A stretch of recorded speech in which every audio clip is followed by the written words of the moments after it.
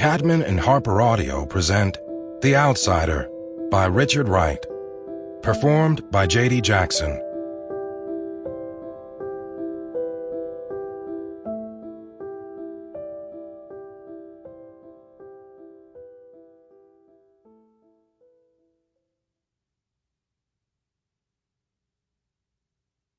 Introduction to the Perennial Edition.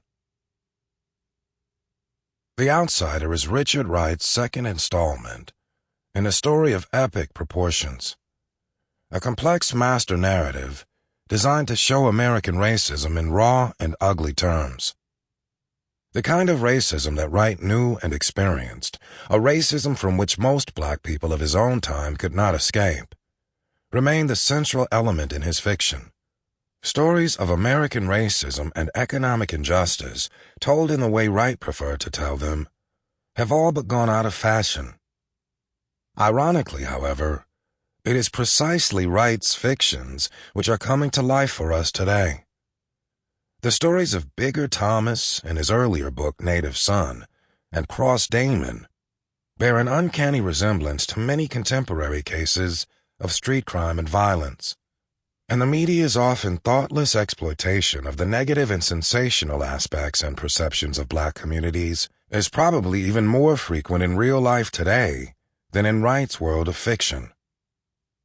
There is also a prophetic note in Wright's construction of the criminal mind as intelligent, introspective, and transformative. As a number of critics have noted, Cross Damon is a good example of Wright's attempt to cast light upon the revolutionary potential of the average black person.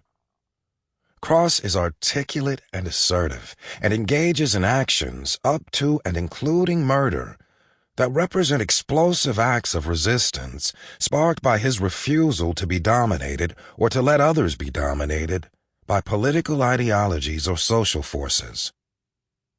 The Outsider appeared in 1953 during the height of McCarthyism in the United States and the advent of the Cold War in Europe, two events which had a significant bearing on its initial reception. The year before, Ralph Ellison had published Invisible Man, a highly acclaimed novel which made apparent the extremely symbolic nature of racism and its peculiar effect on the individual psyche. And in the same year, Algerian psychiatrist Frantz Fanon published his influential study, The Wretched of the Earth, which examined the psychological oppression heaped on the masses of African people as a result of French colonialism. Seen within this context, Wright's first exile novel takes on a significance which must be carefully assessed.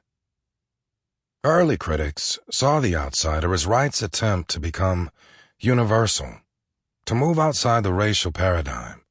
They suggested an important shift in Wright's ideological and aesthetic sensibilities had occurred, one that linked him more closely with French existentialism than with African American writers.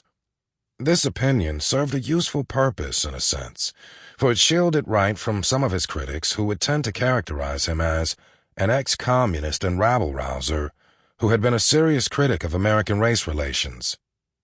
According to this interpretation, Cross Damon symbolizes modern man, whose existential dilemma is manifested through an internal rather than an external conflict.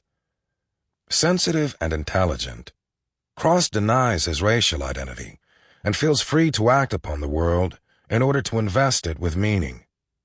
In doing so, he accepts a great deal of responsibility and displays divine or demonic power, as the name Damon suggests, in the new life he has created for himself as Lionel Lane. Such actions on the part of an individual come at great cost, however. For Cross Damon, the price is his death, the cause and meaning of which he struggles to understand. This existential analysis was accepted by and large due to the similarities between Wright's novel and The Chips Are Down, a novel by Jean-Paul Sartre, a leading French intellectual and proponent of existentialism whom Wright had come to know in Paris.